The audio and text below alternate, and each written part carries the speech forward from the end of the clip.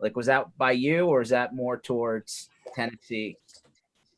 So we're in West Tennessee, right on like the Arkansas and Mississippi border. Most of that was between here in Nashville. We get pretty extreme weather, but Memphis has been historically pretty lucky. We're at the widest part of the Mississippi River, so a lot of that weather kind of goes around us and then converges on the poor folks on the other side of the state. Gotcha. So you actually didn't get as really badly hit by that. I mean, like that was a double whammy, right? For the people who were Yeah, like literally decimated by that, and then all of a sudden now we're at home. That was yeah. Stay home, but you don't have a house. yeah. I was wondering how that worked out, right? Probably not real comfortable for people in that position. No, it was pretty rough. So I assume down in Memphis, weather's been fairly good this whole time. Man, this has been the nicest spring I can remember in my adult life. By now, it should be 90 plus degrees, and it has been absolutely gorgeous. That is one thing I cannot complain about at all.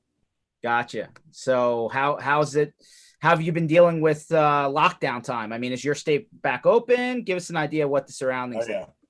Yeah, we opened with that first wave of states that kind of, threw caution to the wind and ran out. I have been probably a little bit more cautious than a lot of people in the surrounding areas. Both my wife and I have older folks in our family, but it's we in general it has not been nearly as bad as it has for my counterparts in New York. Compliancy Group, as you know, is a New York based company, so we're on like opposite sides of the world of this. I mean, little kids, I live on a lake. It's been vacation on the weekends and get used to working from this noisy home where nobody makes my bed for me every day. That's been one of my biggest challenges is getting used to the idea. I go downstairs and there's no buffet and nobody makes the bed while I work. Yeah, you're part of the travel idea where you'd rather be in the Courtyard Marriott than in your own bed. Yes, yes, most definitely. I am most comfortable at Marriott or Hilton. All right. Well, I'm gonna put you on the spot. Events back this year now. I think we're going to see some happen. Yes, I think that there's going to be. I believe that they're probably going to go through with exchange in August. I think that's Hmm. probably going to happen, and there'll be some smaller face-to-face stuff before the end of the year. Sadie from your team and I were discussing earlier. The question is who's going to show up and what attendance is going to be like. Are we all going to be standing around in masks? I don't know. What's My your first one, very what's I was gonna say, what's your gut on that? People gotta, venture out, get on planes, and get back going again. I mean, we're talking like I think the event that you just mentioned is like in 2 months from now. Yeah, yeah, it is. And so I think what's going to happen is I think travel is going to suck worse than people realize. The experience itself may be pretty miserable. So I think you'll have a couple of events happen that have decent attendance and a few with really poor attendance behind them. I'm concerned that we see everybody goes out once and goes, "Oh God, I don't want to do this right now." So I'll admit I have some serious concerns from my side, but given my role and kind of director of the team, I will be the one to let's say Gotcha, Paul. I think you're. I mean, I don't know if your connection's a little bit shaky, but can you hear me? uh, yeah, I hear you fine. Is my video all choppy now? Yeah, it's a little bit choppy. I think you might actually even be frozen, but we're gonna see if we can continue riding with the audio. See if it clears up. Sure, no problem. Okay. So how's New York doing? I mean, they're on Long Island, right? So they're probably still under lockdown Yeah. until August, probably. Yeah, well into the middle of the year. We've been very lucky. We haven't had anybody on our team actually contract COVID or anything. It's we unfortunately we have had a few members of our team lose family members through this thing. So it's New York, man. It's the epicenter of what's been pretty nightmarish. But they're hanging in there. The organization is going strong, and New York is a very resilient place, man. These people have been through a lot over the years and know how to fight. Yeah, definitely feel bad for him though, right? I mean, between 9/11, between the stock market crash in '08, and between this, I mean, they just always are in the middle of that, the whole just jam. And I can't imagine Manhattan without restaurants and nightlife, and you know what I mean? Like the idea that you can't go out to dinner in Manhattan also just blows my mind. Yeah, that's true. I mean, basically, yeah, if the streets are empty, you're wondering what's going on over there. So totally get it. So let me ask you, I'm going to ask some targeted questions, right? And I'm sure you've gotten all of these, but hey, you know, why not? So the government came out and said they wanted to relax HIPAA constraints to facilitate teleworking. And then like everybody went out to the street and said, oh, well, we don't have to worry about HIPAA. Rock on. Is that real? Is that true? Or is that like, are we reading, is that misunderstood? I'm confused. You know, we almost have kind of a prequel to some of the presentation we've been doing recently, which is what changed about HIPAA during COVID. Nobody froze HIPAA, nobody suspended anything at all. What they actually did, a couple of things really don't matter to, let's say, the channel community as a whole. It was like about Medicare cost sharing.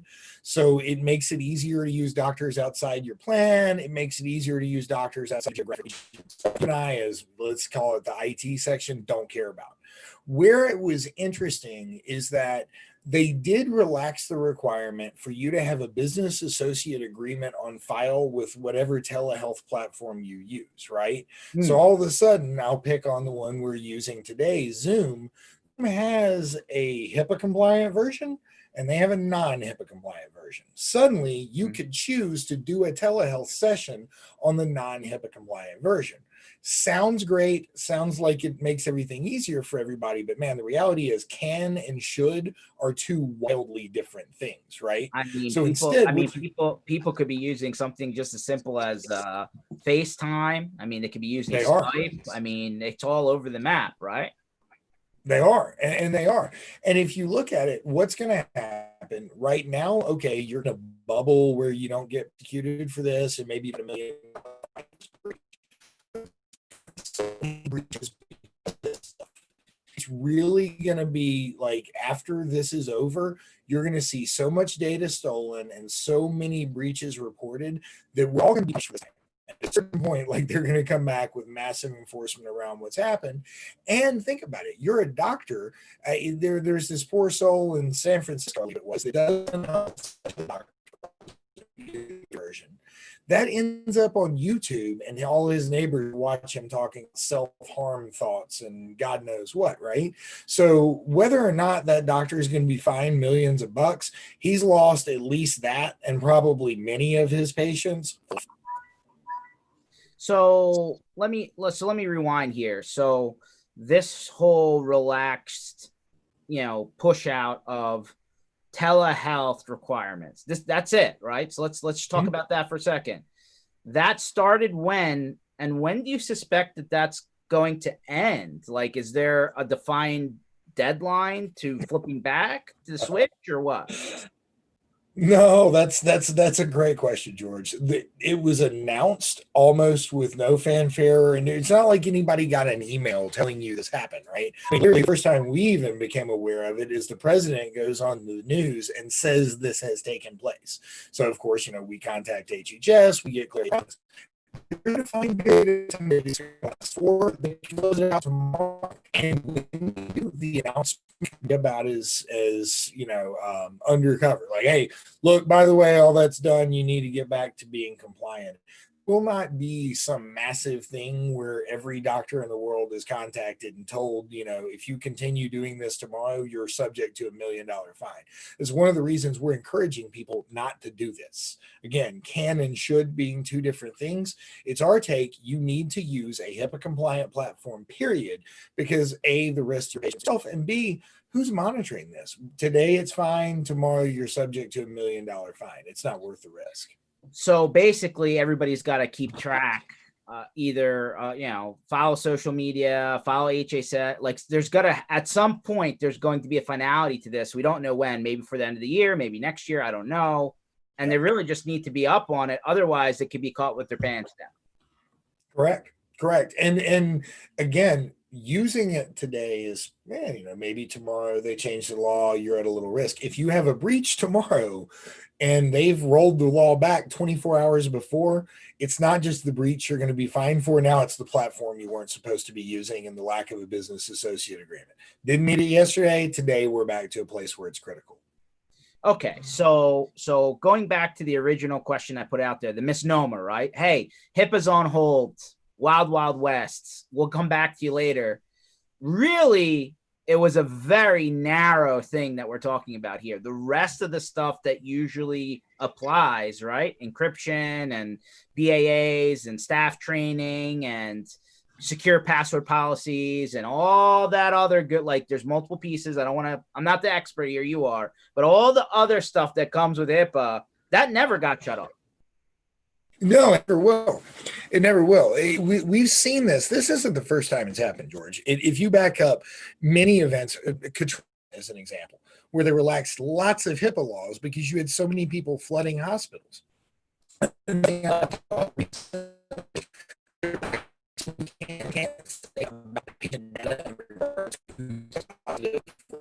And who has not. So can you release patient names to the state if they test positive for COVID? These requirements and these responsibilities have changed, and it's a temporary thing. But to your point, there are some core pieces of the HIPAA puzzle, if you will. There's some core values: protect the data, protect the session, hold privacy sacrosanct.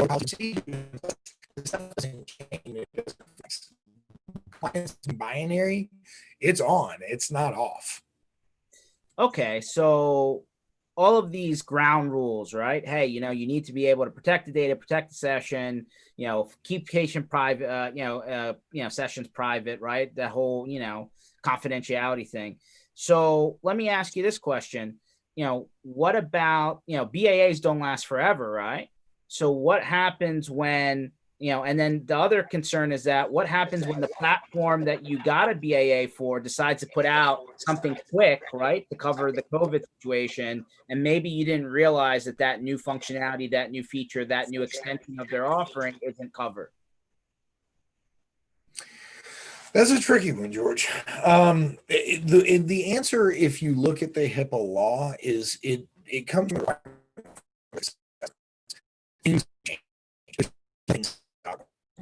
as threats evolve. Can you do us a favor? Once just close out of the session, come back in real quick. Let's see if your audio quality is better. I want to make sure people hear these.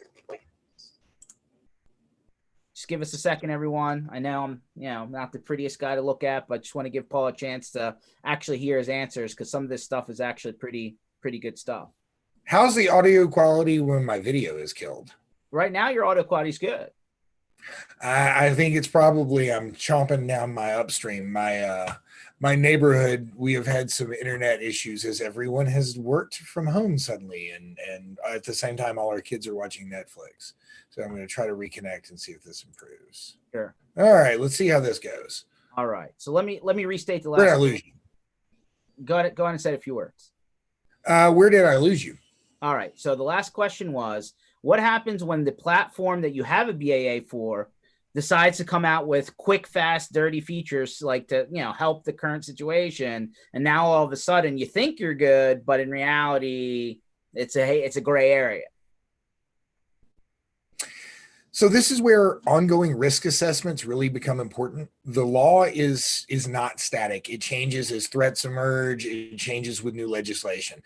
And because the vendors that you're working with, to your point, add features and add different things that you can or cannot use in HIPAA compliant environments, it's on you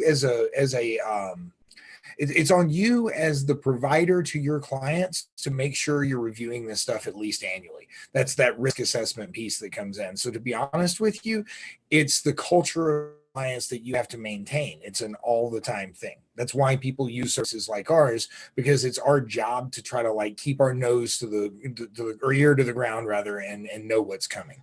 Sure. So in a very specific situation where you're in between those 1 year intervals and something bad happened, but you have a BAA, are you covered? Good faith is what the law requires. So it goes beyond just having that BAA in place. Let's say you have the BAA in place, you've done your risk assessment as required under the law, your policies and procedures reflect what you're doing, and everybody in your organization is attested to those and understands them, then yes, this problem becomes your vendors.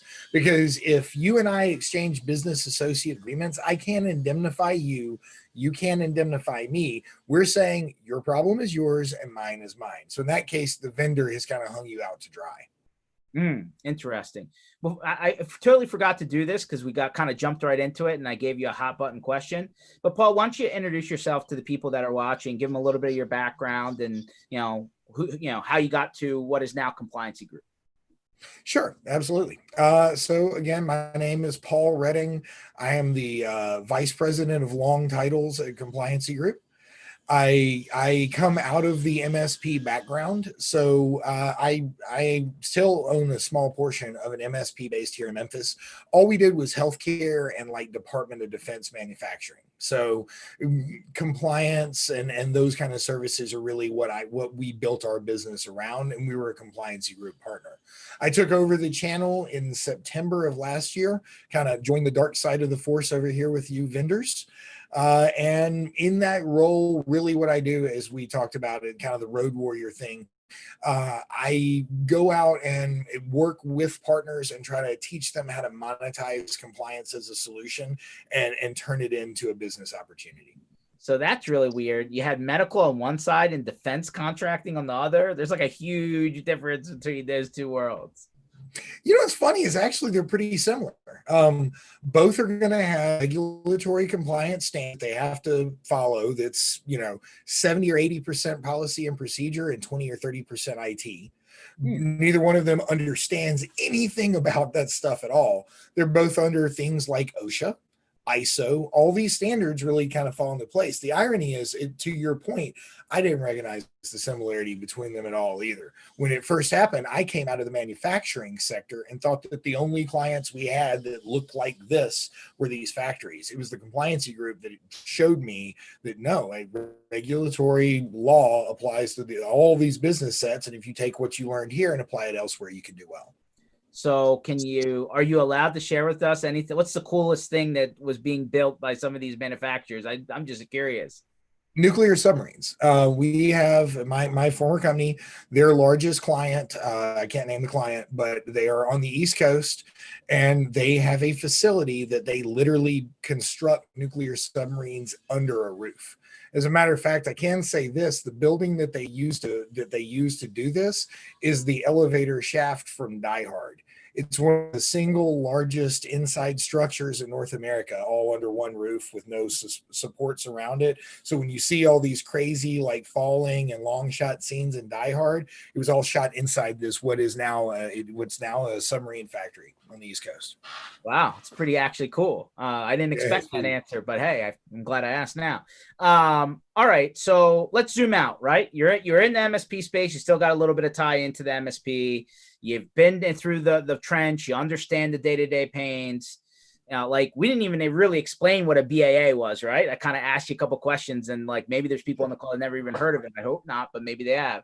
So what is the if you have an MSP, or let's say whether it's a long-standing one, or let's say you're trying to get into the business, what are the first 2 or 3 things that should really be top of mind if you're talking about HIPAA compliance? And just to be clear, HIPAA compliance covers anyone who is in medical or services medical. Hopefully I said that right. Pretty much knocked that one out, man. The way to explain the whole relationship between everybody without trying to teach everyone in the audience all about HIPAA, because regulatory law is about as much fun as like setting your face on fire, maybe putting it out with a fork. It's a miserable read, right? What you need to understand is there's 3 rules in HIPAA. One of them is privacy, how the doctors see their patients. Okay. One of them is security rule. That's where we all get involved, IT stuff, nerd stuff, the physical part. The last one is called omnibus. I jokingly refer to it as on the bus. If your customer is on the bus, get on with them. Everybody involved in touching PHI, conceivably touching it, moving it, transporting it, storing it. And by the way, PHI is protected health information. It goes way beyond, I don't mean a birth date and a social security number. There's 18 identifiers that can make up PHI, and any of them in the right context can be private information.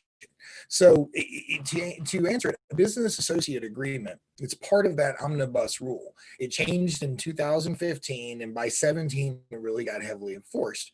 What it says is, okay, you're a covered entity, you're a medical shop, but you have phone vendors like telehealth vendors like Zoom, a managed service provider doing all your IT stuff. All these people can conceivably touch your PHI, and you need to give them a contract that explains their responsibilities and makes them agree to take it. Because until I say, hey, George, BVoIP is recording my calls, and therefore some of these calls are going to have PHI on them, if I don't tell you that, you don't know, and it's not your responsibility to keep the healthcare information safe. If I tell you and you sign this thing that says, I'm cool with that, I'll take it, now it's your problem. And back to that earlier example, a breach on your side isn't going to affect me and I won't be fine. So people think the business associate agreement, like managed service providers, run around servicing clients, and because the customer never sends them one, they think, ooh, I'm protected from HIPAA. No, you're willingly working in an environment where you have no contract at all that defines anybody's risk. Everyone can be audited and everyone's at fault. So you've been in this business now for a bit. Can you give us a couple of examples of MSPs who have actually been affected by this? I think people don't think that it's real, but until somebody they know gets it, I don't know why. But at the end of the day, I mean, this is actually happening, right? I mean, people that are in the sandbox are getting affected by this. Absolutely, absolutely. So because I've not looked at your audience, I'm not going to call out the names of the particular MSPs. Yeah. I think it would be a little bit harsh to do, but I'll give you some specific examples. Give us the I'll give you some specific examples. I'll give you the name of the organization affected by the breach. So Cottage Health was affected by a breach where they were fined $3 million because they had a misconfigured server. The server that was misconfigured, and it sounds like an IT fine, right? It's not an IT fine. Problem is, Cottage Health used a managed service provider to perform as I understand, it was a migration. Somebody beat me up if I was wrong about the actual process being performed. But basically, server A would be easier to move the data to some other location. You just open it up to the internet instead of having to use all these wacky tools. So somebody on the MSP side goes in, they open the server up to the internet, they complete the task. The migration is done. They secure the new environment. They left all the ports open to the internet and that old server was still exposed. Somebody gets in, compromise the server, hundreds of thousands of medical records are stolen. The fine was levied not against the MSP, because it wasn't their data. The fine was levied against Cottage Health, but you wonder why, right? But it's the MSP's mistake. No, Cottage Health as an organization has an obligation to assess the risk periodically and upon major change. They went through and moved, let's say it's an exchange migration from on-prem to 365, slightly major infrastructural shift, right? It was nobody's job to go back and make sure they locked the door on the way out of the house, right? So because the policies and procedures fell down, Cottage Health gets fined $3 million. Now, it's my understanding they're suing the MSP for 13 because they want the fine, they want their reputation back, and they want all the business that they're going to lose because this happened. The other one I'll give is a much less heavy-handed example. It's a couple of $100,000. It was like $250,000 to an MSP right in your hometown in Philly. This MSP was fined because their technician lost his cell phone. Now, how does that end in $1 million fine, or a couple $100,000 fine? MSP tech is on site. He's wrapping up some kind of on-prem deployment. He's taking pictures, for the tickets. He captures some PHI in the background. Doctor's mistake. He has, say, a clipboard showing a bunch of medical records.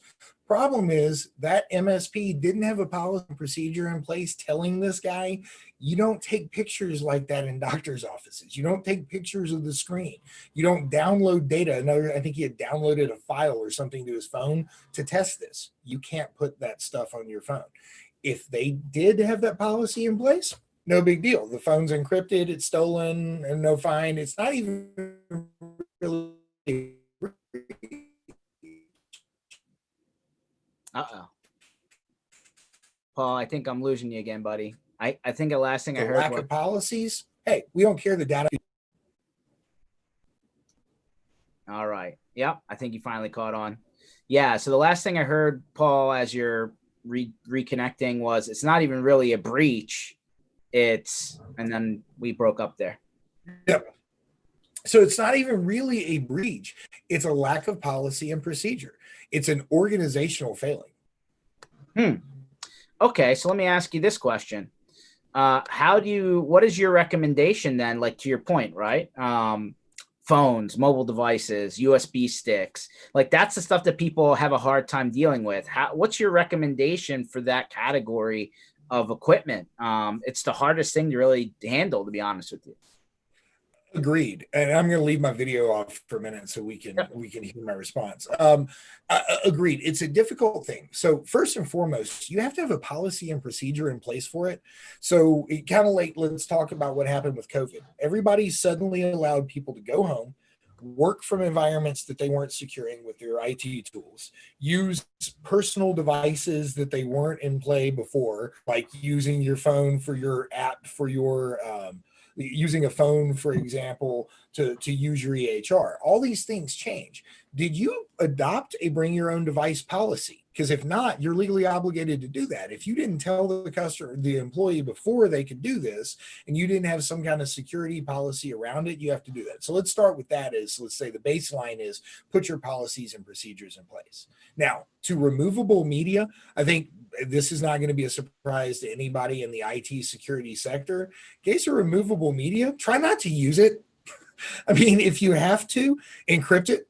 If you have to, we also say it should be on inventory. So this isn't like somebody brought in a thumb drive from Walmart and plugs it in and uses it. It comes into the environment through corporate IT. It is secured, it is encrypted, and it is issued to a specific team member. If this thing is lost, they register it. They don't trade it with people. Treat it like keys, for example. Treat it like something that has an extreme risk associated. And then the last one is encrypt absolutely everything. If you think data can end up there, encrypt it. One of the biggest mistakes we see the MSP community make is to say, I don't work with PHI. I'll give you a perfect example. My MSP had this happen. Guy walks into my office in a complete panic. We just got a medical record. What do I do? Only reason he recognizes is because of his HIPAA training. How would we get this, right? Well, this doctor, bonehead that he might be, is working and his Outlook screws up and he sees an error message. So smart doctor clicks and takes a screenshot and attaches that to a ticket and sends it in. Problem is, he doesn't realize that the screenshot he took has both monitors on it. And on the second monitor is a PDF open of everyone that they treated that day, like 146 people's names, social security numbers, birth dates, treatment, everything. And he sent all that in my help desk system. So if the computer that my guy's not working from, or they're working from, is not encrypted, if the server that I was hosting, in our case it was automated on, was not encrypted, then what have I done? I've taken MPI and I've stored it in plain text format. It's a scary thought. Interesting. Yeah. So I never even thought about assigning specific devices to people. Like cell phones obviously make a lot of sense, but USB drives and external disks and actually like assigning them and encrypting them per person. I'll be honest with you. I never even thought about those devices like that because they're so, throwawayable kind of thing. That comes back to my experience working in the Department of Defense side. Even in HIPAA terms, these are relatively new things that we're, trying to explain to make them aware of. On the DoD side, like in DFARS world, it's been that way for years. Thumb drives are something everyone's just terrified of. Talk to us about the wall of shame. Wall of shame. So everybody can look it up. All you have to do is Google search HIPAA wall of shame. Please make sure you include the word HIPAA at the beginning of that. If you just search wall of shame, you will get something much less appropriate. The HIPAA wall of shame is a place where all breaches can be searchable, You can break it down per state, city, by specialty even. So you go to, and this is an article about it, they should have a link to it here, but you basically can go to this HIPAA wall of shame. There you go, that link right there. And you'll be able to search. And for example, you see how these are all just lots of states. Yep. If you are going into a Tennessee healthcare provider, you can filter it by Tennessee and show them people that they might know. If you want to go and find, a hacking incident specifically, or an IT, then if you look over to the right, it tells you what happened to these people. And this can never be taken down. So one thing that's very important for everybody to understand, if you go on the wall of shame, you are here forever. And both businesses and patients that you are working with search for you to find out what's happened and who they should and should not work with. So this is not just a marketing problem. This could be an insurance problem. This could be an existing customer problem. It doesn't help at all, right? That is correct. And if you look, we're looking in just the last 12 months right there with you. And you see, it's funny. It's about half and half, right? Yes, there's a lot of, call it IT incidents, but there's a lot of unauthorized access and disclosure. A big part of the way that you operate, and back to kind of the theme today, talking about what changes when you send everybody home. In your office, you have these little silos. So nurses work here and doctors work here, and they have their own way of, keeping information safe. When everybody goes home, you can't just let all of a sudden all those rules go to the side. We have a real problem. Need goes away, and all of a sudden everybody's on some big giant call discussing every patient case. Can't be that way. You've got to keep all your things in place that you put in the office. So worst case scenario, a breach happened, and that breach happened at an entity that is under, HIPAA. What should they do? Well, it's not even what should they do. It's what do they have to do. Mm-hmm. So if you have a breach of more than 500 records, you have 30 days to report that. And your report has to include what happened, how many records were taken, how you believe they got in, and the action that you took to resolve it. So we call that a meaningful breach, anything over 500 records. All breaches, whether meaningful or minor, let's say under 500 records, you have till the end of the calendar year to report it. All breaches, whether minor or major, are all going to result in an investigation. So if you want to think about where fines come from, let's say, which is first, the chicken or the egg, what really happens is there's a breach or an incident, which is followed by an investigation. And that investigative arm we haven't discussed, it's the Office of Civil Rights that actually does the audits. So if Health and Human Services is the group that writes the law and decides if you get fined, ultimately your right to privacy is a human civil right. So if I lose your medical records, I violated your civil rights. So it's actually the Office of Civil Rights is required to come in and investigate. They turn in their report to HHS, who decides what to do to you. That's actually how. Wait a minute, civil rights, like we're talking about the same guys that you hear on the TV now during the stuff that's happening currently, right? I feel like it's not the same absolutely. thing. Absolutely. You have a civil right to privacy, and I violate that when I dump your information out there on the internet or give it to the hackers in the dark web and the script kiddies get you. Interesting. So not only do you need to let HHS know, Health and Human Services, you also need to, follow the local breach notification laws, I'm assuming, at the state or local level. In many cases, that's going to be where your pain begins the first time. When you report to HHS or OCR, and like any federal agency, there's a degree of kind of a slow ball starts rolling and then eventually rolls down the hill and tears you up. In state cases, breach notification laws mean you start paying for identity protection, notification fines, all that stuff day one. The states eat you alive as they charge you for every single person inside their state that you have to contact, tell what happened, and now pay for LifeLock, right? So that's usually the first check people end up writing is thousands and thousands and thousands of LifeLock subscriptions. So how does this affect the business liability insurance, the business professional liability insurance, the general liability, like that whole cyber liability? This all plays into all of that, no? It does. And George, it's funny you touch on something there that I think is important, especially for the service provider community to understand. When we're talking about healthcare, remember that on the bus thing I was talking about. There's all these other businesses that are in healthcare that are not doctors or dentists or psychiatrists. So lawyers, insurance companies themselves, accountants, billing agencies, call centers, phone companies, all of these vendors fall under the HIPAA law because of the clients that they work with. And I'll tell you, the first place insurance really comes into bear is read the form that the cyber liability insurance company sends you. When you apply for that stuff and you're an attorney, one of the questions that they're going to ask you, and this is ubiquitous, it's absolutely across the board, they're going to say, do you comply with all federal and state laws and legislations around privacy, such as, and they specifically list HIPAA, CI, etc.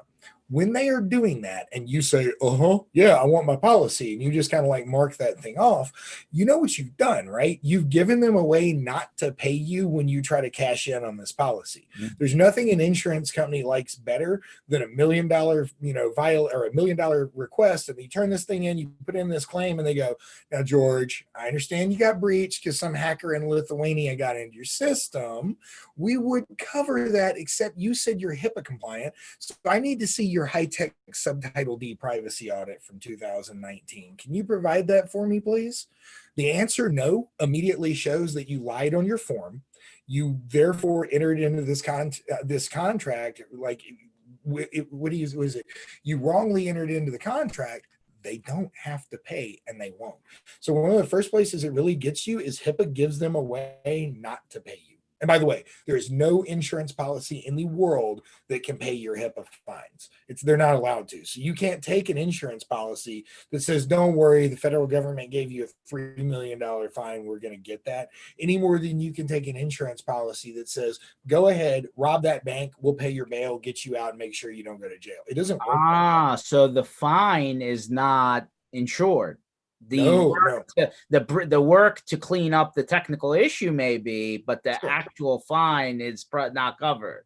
No, it's punitive based on your violation of a law. You're not allowed to do that in any instance. Oh, I don't think a lot of people realize that, to be honest with you. They think no. Most people actually think that cyber liability insurance is going to pay if they have a HIPAA violation. It would help you. For example, we were talking about the notification of the people in the state. That's a place that's going to help you out. But if you think that you got that Cottage Health turned to their insurance company and said, okay, we need $3 million for the government, then they're sadly mistaken. That's not going to happen. That's a hard lesson to learn in the moment. Yeah. So I think a lot of people forget that, or don't realize, and I know this is what you do, and I'm not trying to, this isn't a sales pitch. I just think it's more informational. There's like multiple pieces that need to be checked off. It's not just, hey, is your stuff encrypted, right? The paperwork part is like 90% of this thing, and there's like multiple categories that need to be covered. And really, if you're servicing people who are under HIPAA compliance, the umbrella, then there's parts they need to do, and then there's parts you need to do, right? So can you just give us a brief overview so everybody understands that it's not just one thing?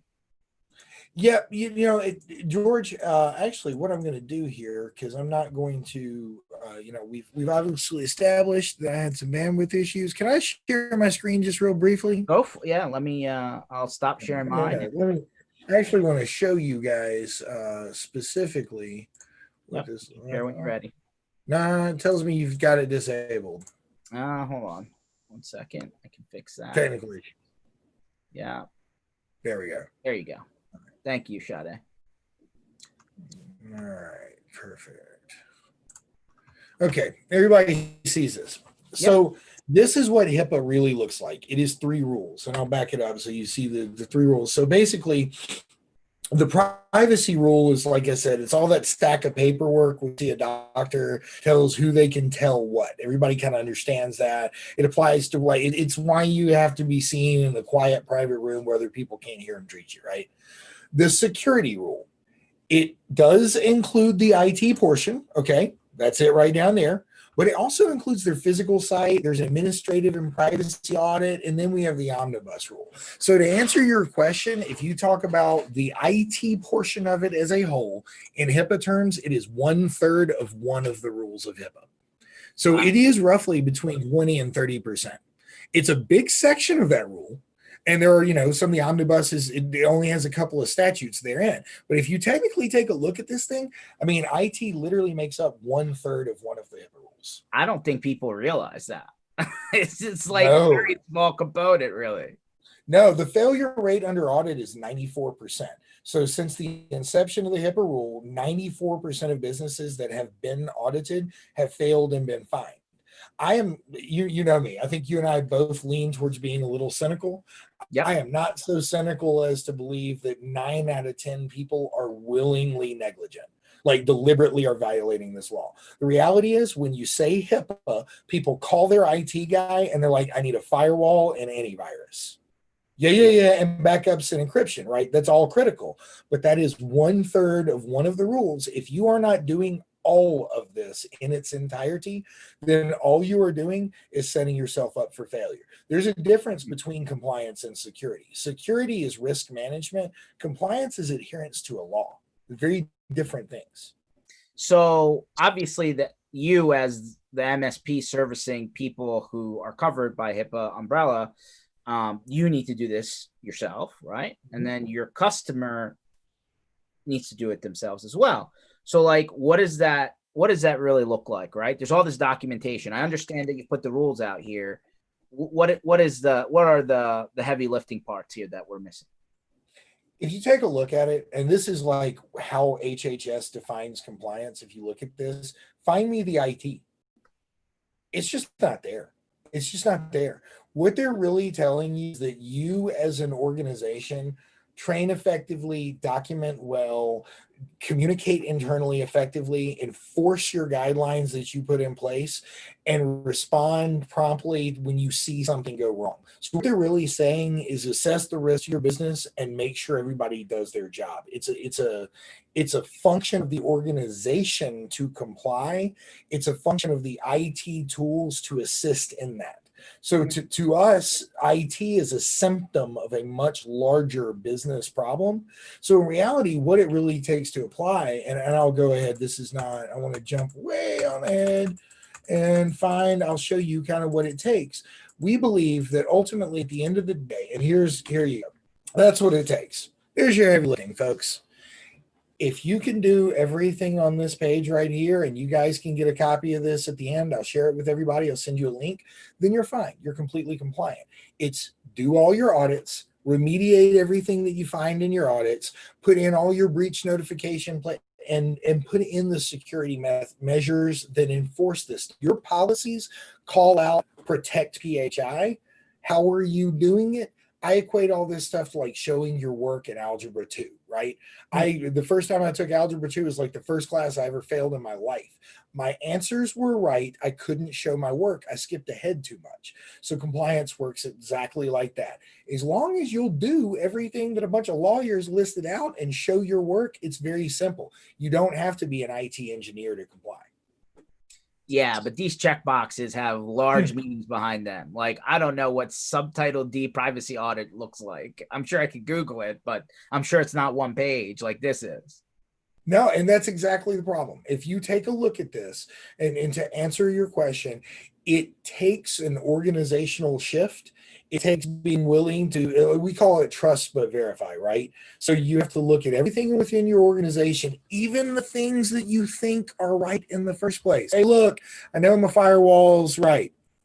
Okay, when's the last time you actually looked at the configuration, assessed what's happening? Okay, great. Now we move on to the next piece. So it's a series of assess and correct and document as you go.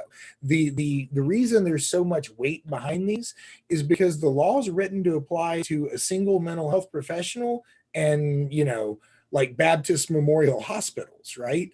So there's a lot of room for interpretation here. And honestly, this is why we as an organization exist. It's not a sales pitch for us, but I'll tell you the reason that we as an organization are out there functioning is because trying to figure out what this means specifically for your organization, specifically in your case, is very confusing, and people need someone to guide them through it. That's kind of where we come from. So Paul, if I get a certified letter in the mail from some government department saying that I need to have some sort of HIPAA audit, am I calling a lawyer or am I calling you? Like, I guess it depends. Yeah, that's a good question. If you are our client and you have our seal of compliance, then you are calling us and we are preparing that audit for you. And I'll tell you, in a 94% failure rate in our 15-year history, no one who has our seal of compliance has ever failed an audit under our, because we respond. However, I do need to tell everybody out there this: we do not do reactive response. If you just had a breach and they are auditing you, unfortunately, I need to recommend you call that lawyer, you call somebody else, because what we are doing is telling you this is how to do it right. This is the policies and procedures. We put it all in place for you. And once you live inside that system, then we can protect you. We can't save you if you're out there on your own today winging it. So it's all about proactive. Reactive is a whole different story. If you are going into your HIPAA audit purely reactively, you are going to be fined millions of dollars. Oof. I say it with complete confidence. I'm having a hard time even swallowing that. Okay. The average fine is 1.5. Oh, 1.5. I have that sitting over here in the briefcase. Yep, ready to go. Right? Yep, no problem. So how many, listen, you service, I mean, obviously your company services more than just the IT services industry, but obviously you focus here.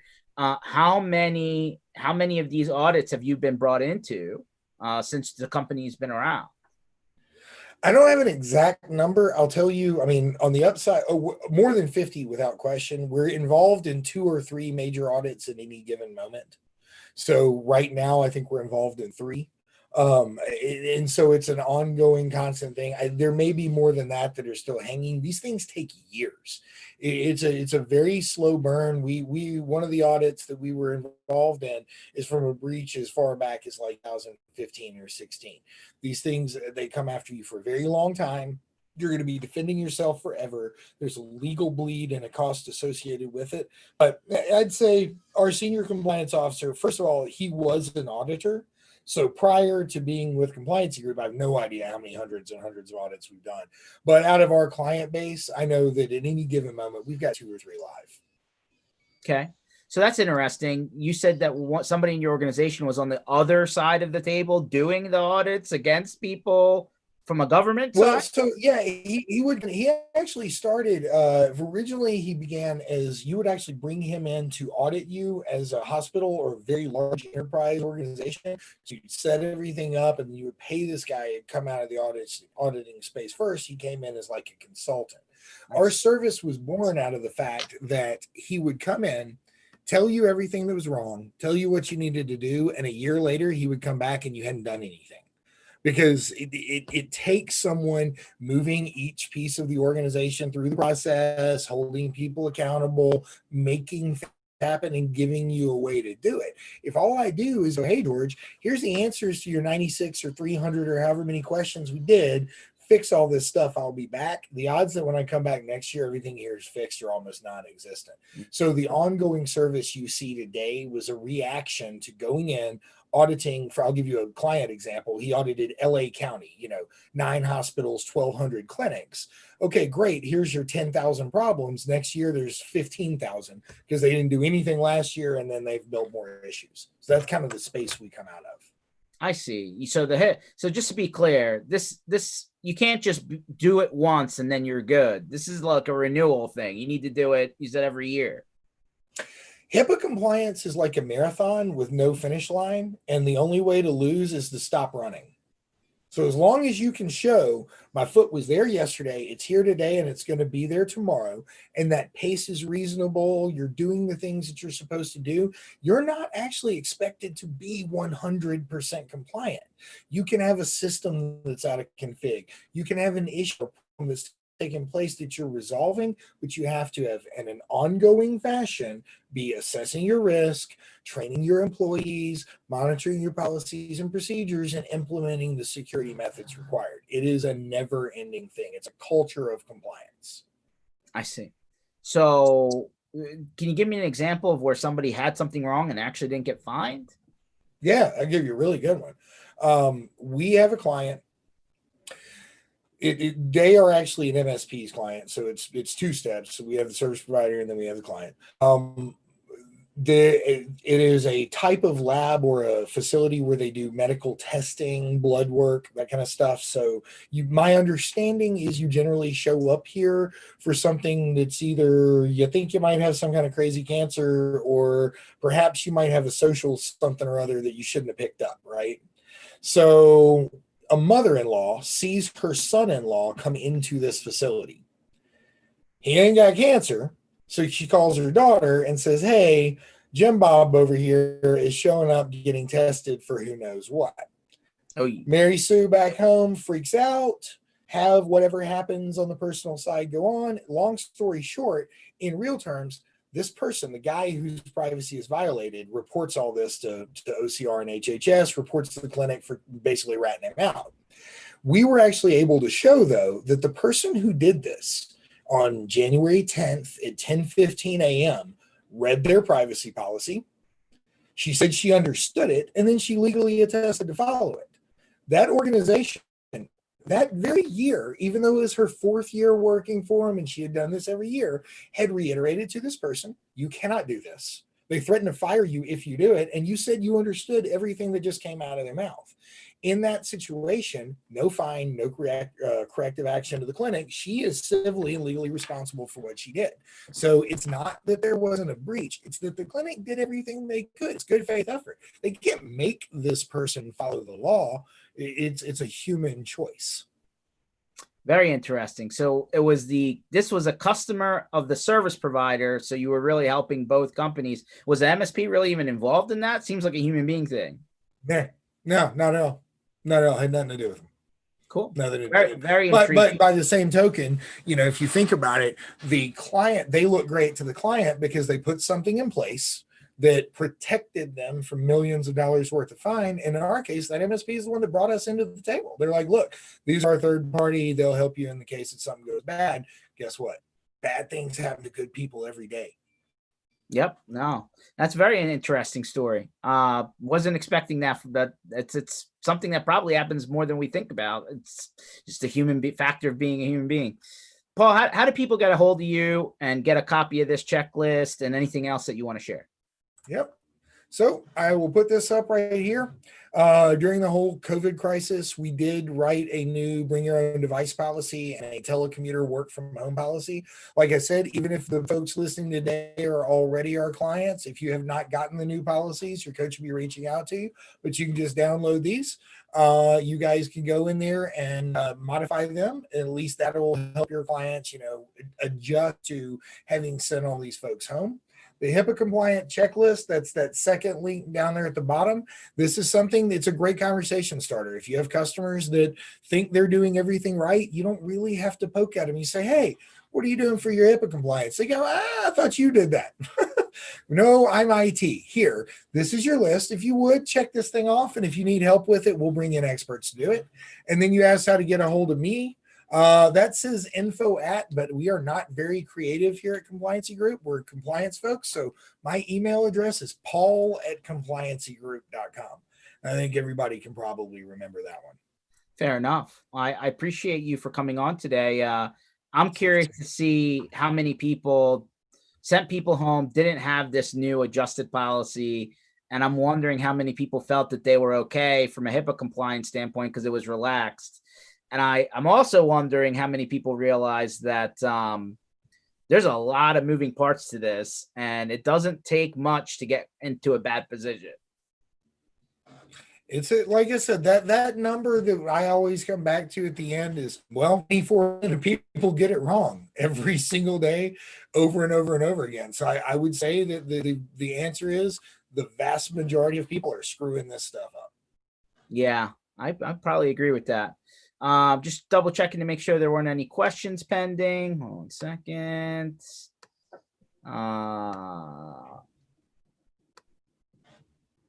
Here's a good question. Do you have a list of tools and vendors that you recommend for the IT part that you have listed somewhere you could share? So we have a lot of the security backup telephony vendors that are our clients. We have that in a HIP Alliance marketplace. We work with vendors that have our seal of compliance, and we recommend those because I know what they do for HIP compliance.